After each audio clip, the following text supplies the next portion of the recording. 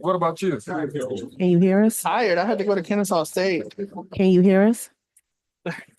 Sanisha cracks me up with the closing remarks. Look, it's just pictures. Sorry, actually has something written down. It's all visuals. Councilwoman Wells, can you hear us? Yes, ma'am. Hey, Councilwoman James. What up, Councilwoman James? Randy, can you hear me? Finance wasn't getting pinched today. They got all the green ties. You okay? Oh. I heard somebody have an outburst.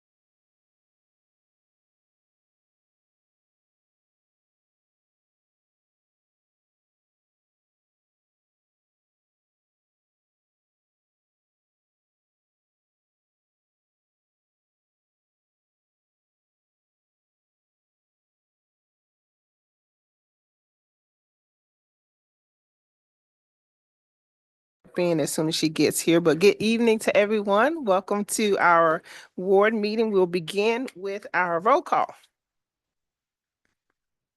I'm sorry, what did I say? Ward meeting? I'm sorry.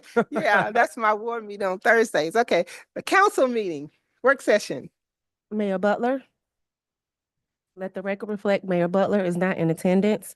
Councilmember James? Present. Councilmember Gutierrez? Present. Councilmember Akins Wells? She was on the call, but she dropped off apparently. Councilmember Mears? Here. Mayor Pro Tem. So we don't have a Don't have quorum. a is that- quorum, we're trying to get, Okay.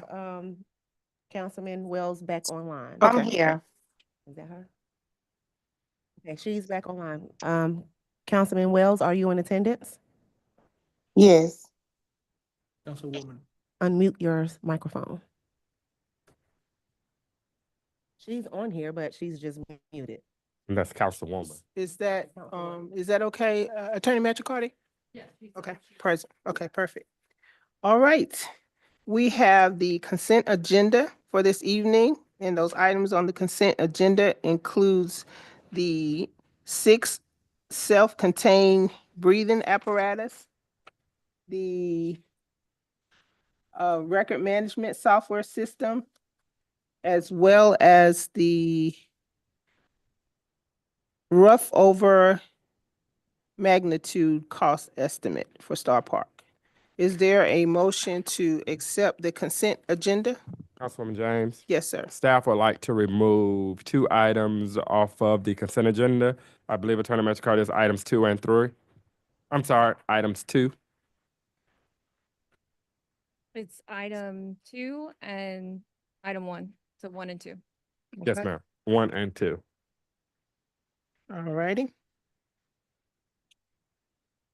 And was the firearms, That's under new business.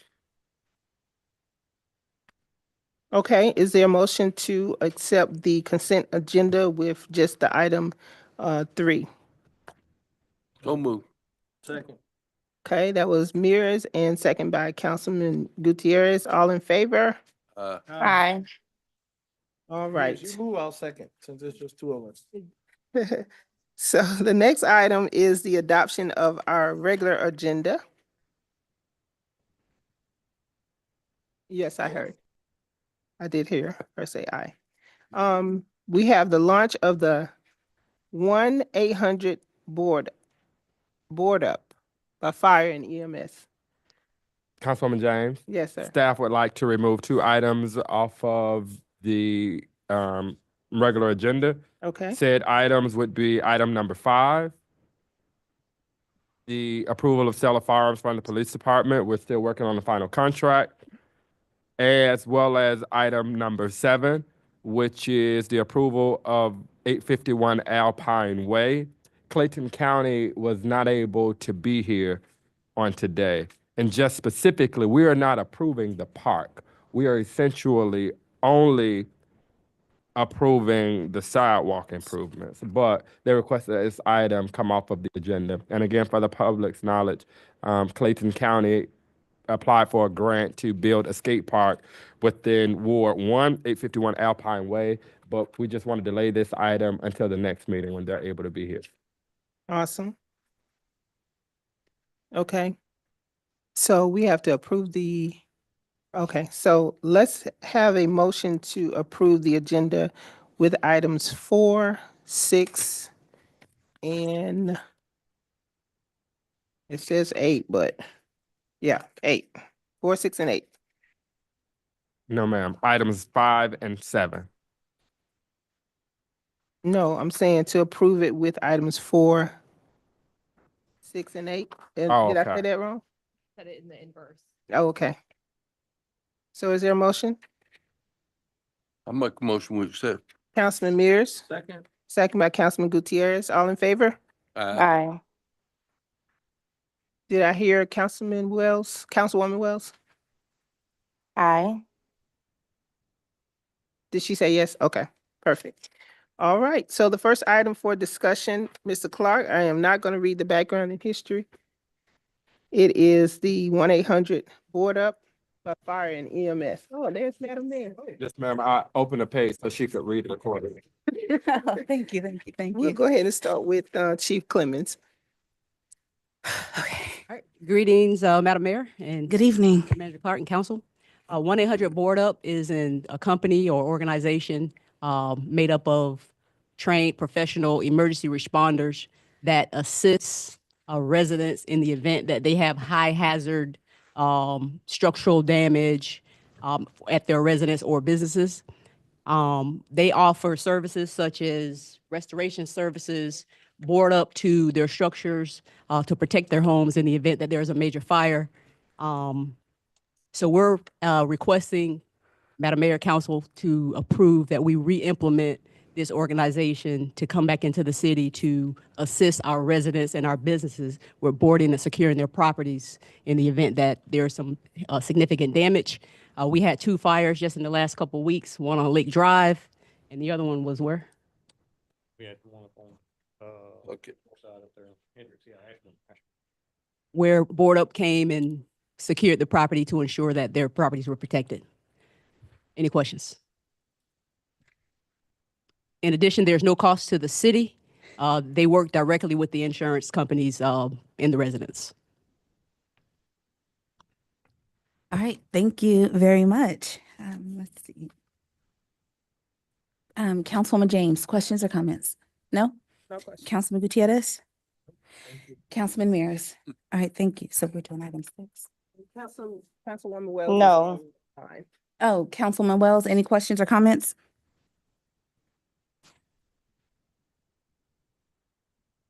All right, item 6, council discussion and approval on the reappointment of the Urban Design Review Board members, background and history. Staff is seeking approval for reappointments for 5 Urban Design Review Board members: Rodney Givens, Ron Dodson, Mr. Hassan, Yoni Cortez, and Carl Clayton. Terms are 3 years and will end, ended March 7th, will end on March 7th, 2028. Good evening. Good evening, Madam Mayor, City Manager, and council members. As read, our board members are just requesting to come back and do their job for the city as they've done previously. All right, thank you. Councilwoman James, questions or comments? No questions, thank you. Councilman Gutierrez? No, ma'am. Councilwoman Wells? No. Is she on? Councilman Mears? No, ma'am. All right, thank you. Item 7, we're skipping. Item 8, council discussion and approval on a partnership with the Georgia Haitian American Chamber of Commerce and the Consul General of Haiti in Atlanta. Background and history. Haitian Flag Day, celebrated annually around the world, is on May 18th. Is a momentous occasion that honors Haiti's history, culture, and contributions to the world. Haiti, in 1804, became the first republic in the world where all its citizens and residents enjoyed true freedom, regardless of their ethnicity. The Georgian Haitian American Chamber of Commerce, Inc., and the Consul General of Haiti in Atlanta are organizing the 2025 Haitian Flag Day celebration to bring together the Haitian American community, residents, businesses, and civic leaders for a day of cultural pride, networking, and community engagement. We propose to partner with the City of Forest Park to host this event at the Forest Park Amphitheater, creating and welcoming space where attendees can celebrate Haitian heritage while also promoting economic and community development. Good evening. Good evening, Mayor, Council, City Manager. I have 2 representatives here from the Georgia Haitian American Chamber of Commerce to speak, Mr. Ronald Saytoot and Mr. Jaquez Laurie. And they want to come up and speak more on the partnership we're trying to build up.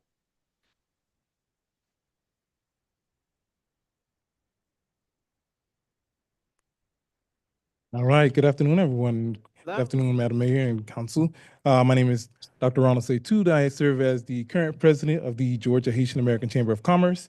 And I will try to follow the 5 Bs as I see you all are moving very quickly through this meeting, and that is being brief. The Haitian Flag Day, which we're proposing, I don't know who's in that slide. Oh, it's right here. Okay, thank you. So this event that we're putting on, we typically do it annually every year. And we usually do it in partnership with the Consulate General of Haiti. For the past few years, we've been doing it with in partnership with the city of Atlanta. And they usually have done it in the atrium, but given that we've been having to grow this event and move it outside, and we've done this event, a similar event a few years ago here at City of Forest Park, we thought it would be a great idea to bring it back here in partnership with the city. So, Okay. Okay, here we go. Uh-oh. All right, so the Haitian Flag Day Fest, which is 2025, that we're going to do this year, we're going to drive three things here in partnership with the city, and that's economic, community, and cultural development.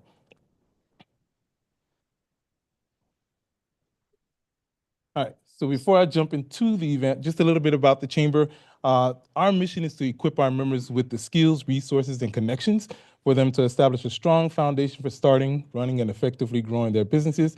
And as a result, our members, their businesses, and both the community and Haiti thrive. Our vision is that entrepreneurs in Haiti and the diaspora are thriving financially in a healthy ecosystem, and Haiti is a developed nation in our lifetime. These are some of the programs that we typically have with the Chamber. We have our foundation, which serves more of our charitable work that we do. And some of that includes scholarships to students, and another includes the Bell Initiative Program, which you see right under, which focuses on entrepreneurship, education, and actually focusing on promoting more trade between the U.S. and Haiti. Then we have our Pinnacle Project, which focuses a lot more on strengthening nonprofits here, our Leadership Academy, monthly business coaching, and then our Georgia Haitian Real Estate Association, which focuses a lot on promoting home ownership and really producing wealth within our community for a lot of professionals, those who are interested in real estate and investing, and those who are in the profession in general, whether it's realtors, loans officers, or those who are providing any kind of service in the real estate space. And then we have our monthly network event, which we call Commerce Works. I'm going to bring up Jacques real quick. And as you can imagine, we have several events that we do throughout the year. Jacques will come and speak on a few of these events that we have. Good afternoon, and thank you for having us here, Madam Mayor and fellow councilmen. Our signature events typically are the events that tend to highlight the work we do throughout the year. So to start it off, this Thursday, typically the third Thursday of the third month of the year, which is March for Women's Month, we have a dynamic event where we honor the Haitian businesswomen, and we crown one as Businesswoman of the Year. And so followed by that is in May, we have the annual Flag Day celebration, which we're planning on hosting here with the rest of the community, and that's open for not just for the Haitian community, but for all communities, so we can interact and have a cultural exchange. The biggest signature event of the Chamber is the Héritage Gala. You know, and Héritage is a Creole for legacy. And that tends to honor the business owners that have, and the entrepreneurs that have come across great challenges to build their businesses and build the legacy that they leave behind with their community and their families. And that one is definitely one that has been a signature event for us for the past 10 years. And that's when we give the scholarships to the young kids of Haitian descent there. And then last signature event is a year-end holiday celebration, where we cap the year from all the activities that we've done throughout, and just take a moment to pause from all the work we've been throughout the year. So highlight partnerships, as we mentioned earlier, the Consulate General of Haiti in Atlanta, one of our strongest partners, the City of Atlanta Mayor's Office of International and Immigrant Affairs, another very strong partner of ours. We've done not only the Flag Days with them in the past, but also different activities, such as the prayers for the Haitian officers that are part of the City of Atlanta, as well as employees. Then we have the American Family Insurance Company is one of our strong sponsors. We have one of their members on our board. We have the Atlanta Black Chambers, which is, we just had last month a multi-chamber event that we hosted at the Haitian restaurant in Atlanta called Rocksteady ATL. And it was 5 chambers coming together, where Atlanta Black Chambers was one of them. We have the French American Chamber of Commerce, who we will do a co-event with them next month. The Haitian Chamber of Commerce of Orlando, where we work reciprocally with each other. The Gwinnett Chamber, we had a multi Chamber of Commerce with them last year, the Greater East Side Chamber of Commerce, the African Chamber of Commerce, Liberian Association of Metro Atlanta. We have the Haitian Lawyers Association of Georgia, the National Alliance for Advancement of Haitian Professionals, which had the 10th conference here in Atlanta. We partner with Invest Atlanta. We have Clark Atlanta University School of Business, which is one of our partners. And to also mention that the associate director for the entrepreneur program is none other than our own president, Ronald Setut, who just spoke to you here. And then we have the Haitian Times, which has over 40,000 distributorship subscribers that partners with us. And lastly, but not least, the Gwinnett Office of Economic Development. With that said, let's talk a little bit about the conversation of the day, the Haitian flag, Haiti Flag Day. By all means, that tends to be the greatest celebration within the Haitian community. Only the close second is the actual Independence Day on January 1st. Why is this so important to us? Because on May 18th, 1803, there was the revolution in Haiti.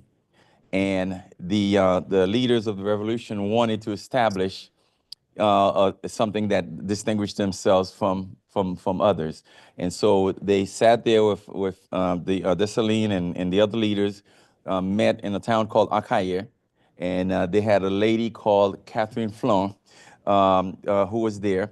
And Dessalines took his sword, took the French flag, took out the white portion, and gave it to Catherine Flon, who sewed the red in blue portion to show the alliance between the African slaves and the mulattoes there. And from there, they forged forward until November 18th, where we had our last battle in Haiti. And on January 1st, 1804, we declared our independence. So that tends to be a great moment for us because it signified the moment that we made a pivotal decision to seek our freedom. So with that said, this event, bringing it here, and we had one a couple of years ago with another organization we partner with that is based here in Clayton County, but it tends to bring live music, dances and spoken words, all kinds of festivities, inspirational guest speakers, networking and business expo, authentic Haitian food. So if you haven't had Haitian food, you need to come and enjoy some because you will not forget it and you will continue to want to have some. So that is what we're proposing for the partnership, is that the city of Forest Park works with us for that event on that date. And that would be the 222nd anniversary of the creation of the Haitian flag. So why Forest Park? As we mentioned before, Forest Park, this is not the first time we've come here. I've been a resident of Georgia for 27 years, and I'm Seventh-day Adventist. And if you, from walking distance here, you'll find the Bethesda, the Haitian Adventist Church right here. For a while, this area had a lot of Haitian, the Haitian community was the largest group here. And then in addition, we've had other events here where we had, 2 years ago, we had a flag program here. And last year we had a program for seeking relief for Haiti with some of the things that are going on in Haiti right here in the same amphitheater. In addition, we've had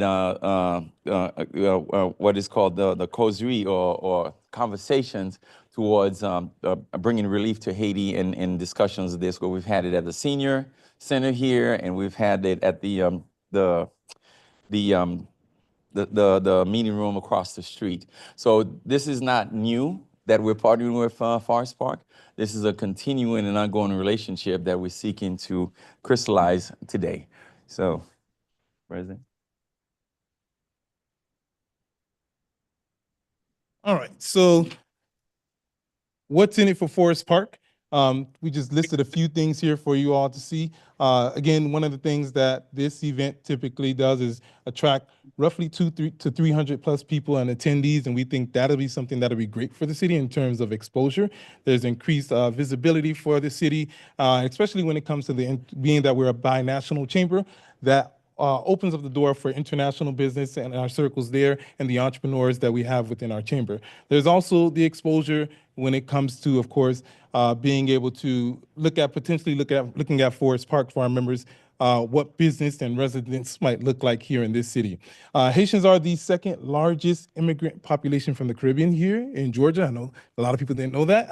I didn't know that myself some years ago. But that's a big deal because when you look at the economic impact that it has in a lot of different communities, it's usually a very positive impact. One that probably received a lot of press, maybe not politically so much, was a good example was what happened in Springfield, Ohio, with a lot of those community members coming there and immigrants coming there and really boosting up the economy. We also have examples here, right here in Georgia, when you look at Cobb County, you look at DeKalb, you look at Henry County, where there are a lot of Haitian immigrants that are coming there and Haitian American businesses that are really boosting up that economy. And of course, here in Clayton County as well, we think Forest Park will definitely benefit from that with that kind of traffic.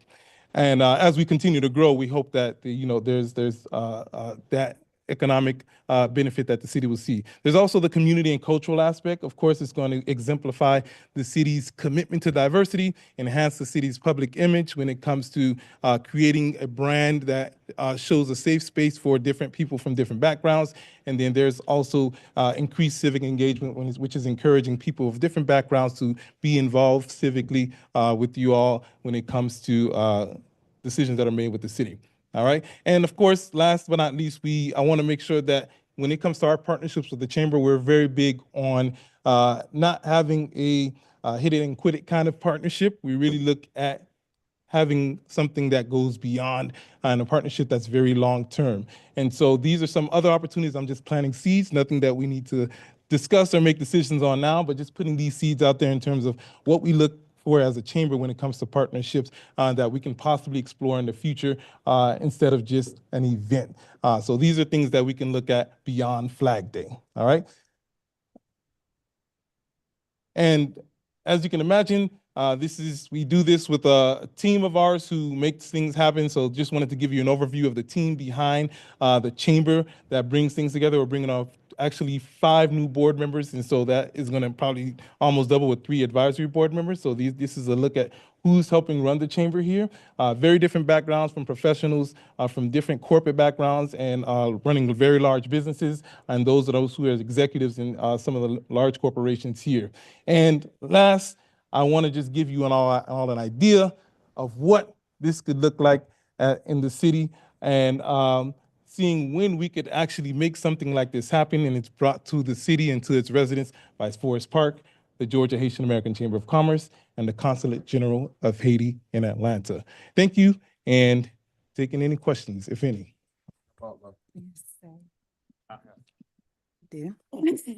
So I wasn't aware first to the governing body that there was a charge for this event. And on the slide, the initial slide, it shows that there is an opportunity for tickets to be purchased. Yes. So the tickets to be purchased are really for vendors, not for the community. So that is probably a mistake that needs to be. It's a draft flyer. But yeah, we don't charge the community to actually come in. It's really for vendors so we can cover the cost of whatever it might take to actually rent out the venue. And then for staff, if you will, I guess my question is for Director Maxwell, is this a partnership or is this a fee waiver for the park? Because if there is a partnership and there are any monies exchanged, just to ensure that there was no gratuity involved in any of this, I think we need to be clear as to what that looks like. What is the intended benefit back to the city of Forest Park? There were a number of items mentioned as it relates to the city of Atlanta and those surrounding items, as it relates to scholarships, et cetera. What is the benefit that comes back to the residents of Forest Park if we agree to this partnership? And then from there, what are we doing? What is our obligation to the partnership outside of this governing body essentially approving a fee waiver for the amphitheater, because I do remember this event was held 2 years ago, and it was sponsored by one of our council people as a council-led initiative. So this would be a partnership, and that's when we'll sit down as far as the vendor fees, decide what are they gonna pay as far as police, fee on the venue, and then that's where the vendor fee will come in. If we decide to waive all fees, then the vendor fee will come through the department like it normally does. I don't have anything further. Well, I got a Wait, question. I'm sorry. We're gonna go in order. Councilwoman James? Okay, so first of all, thank you all for thinking of our city. I think it is important that we do embrace diversity because we do have a very diverse community. I know we have some Haitian American business owners as well as residents that live within our city. So whatever the logistics are that we can work out, I hope we can work it out. But I welcome you all to be a part of our city. Councilman Gutierrez? I'm extremely excited about this because to me, Haiti's very special. I'm a historian and I studied history, and the impact that Haiti had in the world with what they did with the revolt inspired, uprisings all over the continent.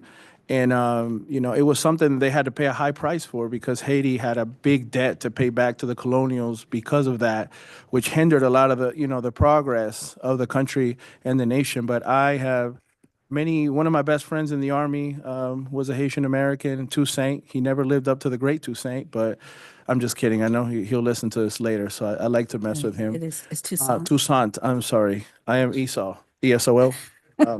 So I mess that up sometimes. But more people need to know about Haiti, and I would love to partner up with the chamber and find a way that we can involve you all with our schools so you all can come and let our children know, the diversity and that is all around the world. It's not just us here, African Americans, just here in the States, but it's all over the world. And even to the extent where they, overthrew a whole imperial country like the French Empire was, which that even made Napoleon let go of the Louisiana Purchase. That's how we acquired the rest of the country. So it's a lot, the impact from Haiti. But I am extremely excited about this. I would love to support in any way.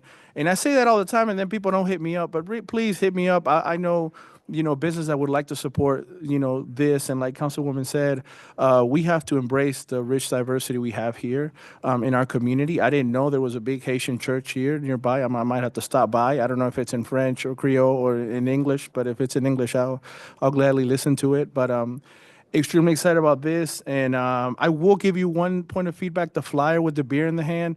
Let's just put a Haitian flag in the hand or something else that promotes, more education or, peaceful fun, not a beer. I gave beer up for Lent. So now I'm a Christian on a crusade. I'm playing. Oh, champagne, perfect. Non-alcoholic champagne. Okay, I'm kidding. But yes, excited about this, and please reach out with anything that I can do from my end. Councilman Mears. Oh, wait, Councilwoman Wells? All right, Councilman Yes, Mears. can y'all hear me? I'm glad to see we're getting out internationally and everything. And I think it would be a good idea if, with work with the city manager and everything, as long as the loose ends are tied up as far as security, things of that nature, as far as protecting the park itself. You know what I'm saying? I mean, if we don't have any loose ends on that, I wouldn't object to it. So I think Councilman Gutierrez, Councilman Mears, my apologies. It's an easy mistake. We look alike. My apologies. I think what I'm hearing from the dialogue and from the response Director Maxwell just provided, this is nothing more than a request of the governing body to allow for a partnership. The details of that partnership have not been flushed out.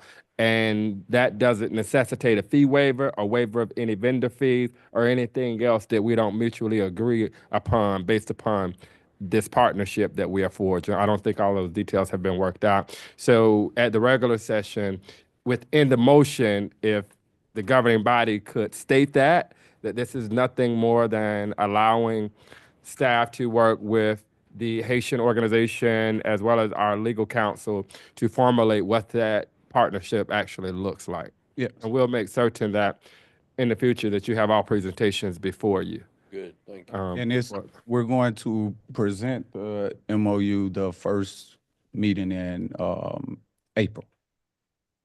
Okay. Question, can you all hear me? Thank you. You're welcome. Do we have executive session? Yes, ma'am. All right, is there a motion to recess? Oh, yes, ma'am. I do have a question. I know it's an item that we took off the agenda, Mr. Clark, but it does relate to the firearm, purchasing of the firearm. I did have a constituent reach out to me regarding it.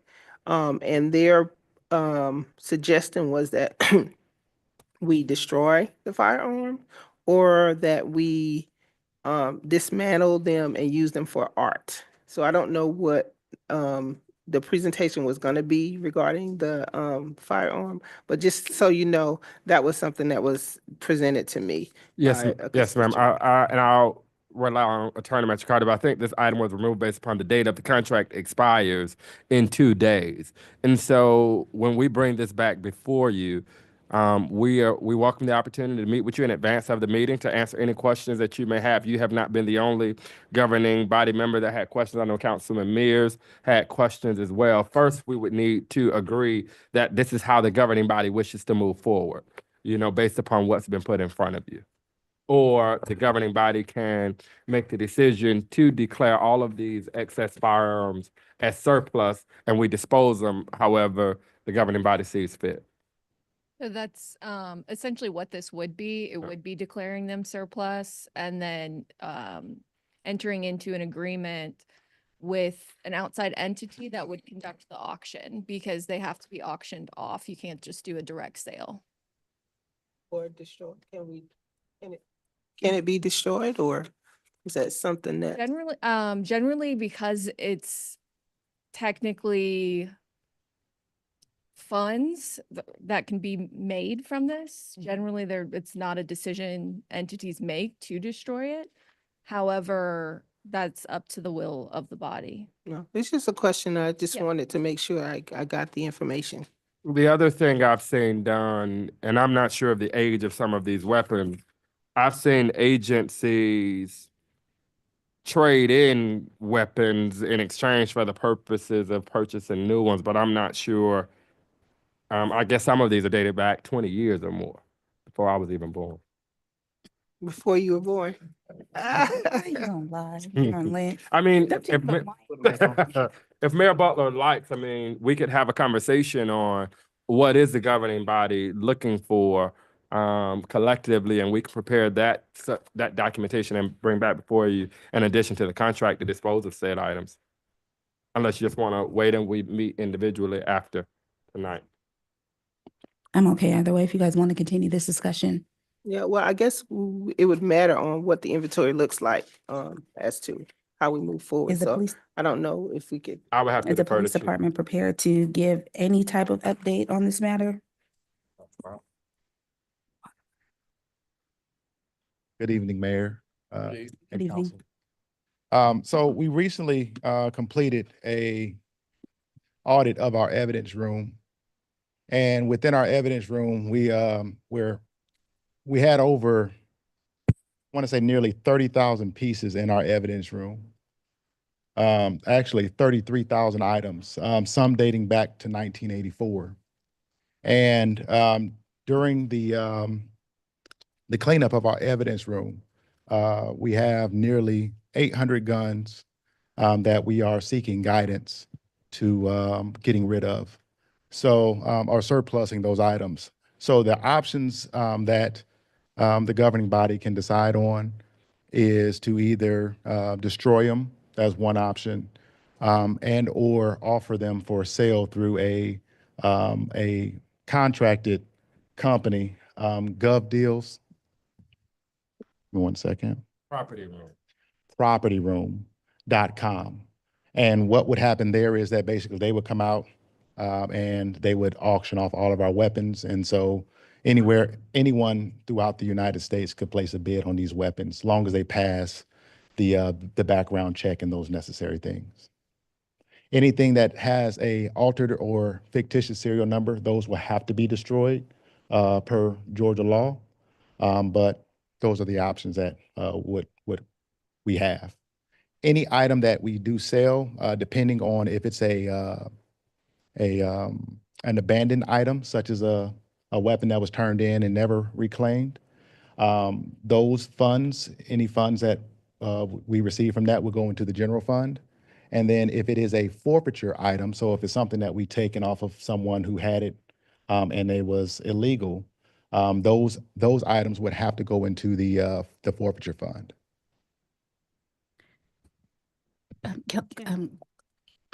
Councilwoman James, questions or comments on that?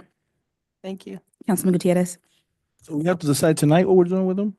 It was ultimately taken off the agenda, which, can you explain why? I know the contract expires in 2 days, So is that- but what does that have to do with us taking it off the agenda tonight? So the contract itself, it would be piggybacking off of an existing contract that's on Sourcewell. And so it's a contract that's with another agency. That contract expires. So we wouldn't necessarily be able to use that as a basis to move forward with this because we would be approving a contract and then the contract would expire 2 days later. So we would need a longer term for the sale and auction. And If that's Yeah. the will and If that's- desire of the council, but if we wanted to just destroy them, then we Then- would not need to wait until the contract expires Correct. Or well, you would not need a contract. at because- all. Yes. Who destroys them, I man? have one other option as well. Wait, I'm sorry, Yeah. Councilman Gutierrez had a question. What's the process of destroying them, Chief? Like, how does that work? Is it you fall on you or y'all burn them in a pit like They would be Terminator? melted down. We would have to look at a company to melt them down. Our other option is, like Mr. Clark had stated earlier, is we do have the option to trade those weapons in at a local pawn shop or something of that nature.